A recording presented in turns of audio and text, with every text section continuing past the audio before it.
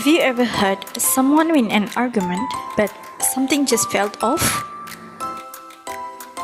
Maybe they were loud, funny, or even confident, but were they logical? Today we will explore on how arguments can go wrong and how to spot a fallacy. Now that you know what arguments are, let's talk about when arguments go wrong. We call those fallacies. You may sound right, but be completely wrong. Fallacies come in two main types, formal and informal. Formal fallacies are when the argument's structure is broken. It looks logical, but actually it isn't.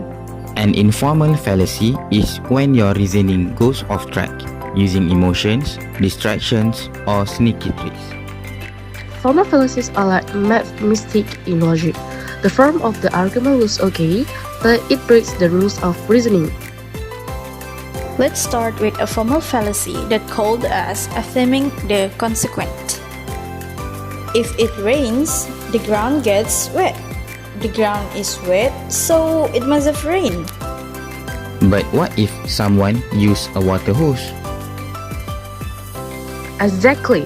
Just because the result happened doesn't mean the cause is what you expect.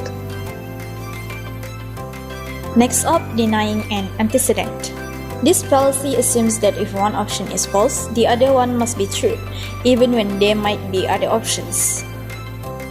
Either I study or I fail. I didn't fail, so I must have studied. Oh, maybe the teacher cancelled the test. Don't assume there are only two possibilities. Now, let's move to informal fallacy. Next up, two wrongs make a right. This fallacy says, if someone does something bad, it's okay if I do it too. Mira copied my work last week, so I copy hers today. First, fair. Wait, so wrong plus wrong equals right?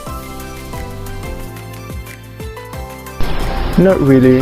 Just because someone else did something wrong doesn't mean okay for you to do it too. Now we are going to explore another type of informal fallacy, appeal to pity and appeal to ignorance. First up, the appeal to pity. This fallacy tries to win support, not with logic, but with guilt or sympathy. Please, sir, I couldn't miss the assignment because my cat died and I was too upset to focus. Can you give me full marks anyway?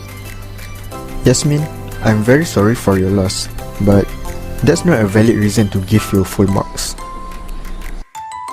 Sad situations are real, but they don't change the rules.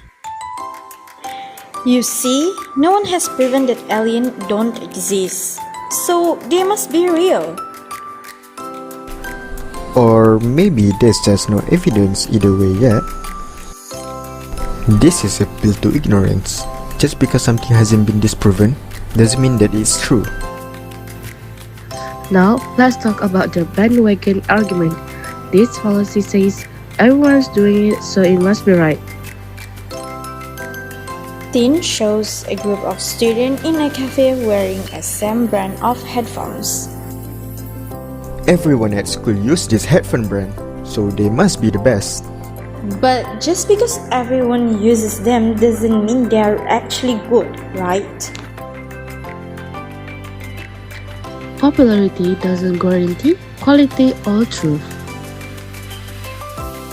Next is the ad hominem fallacy.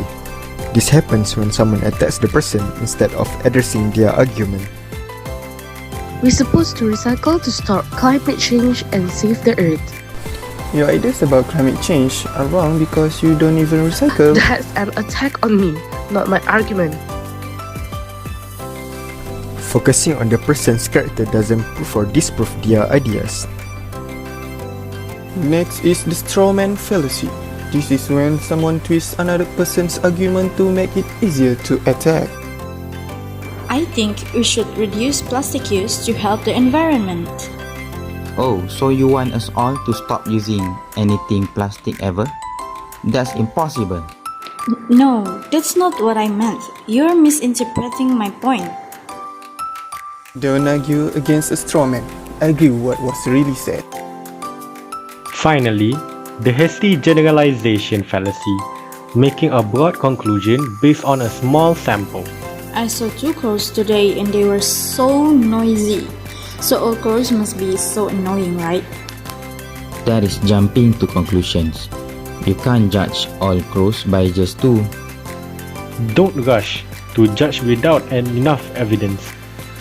Fallacies are everywhere, in conversation, media, and even debates.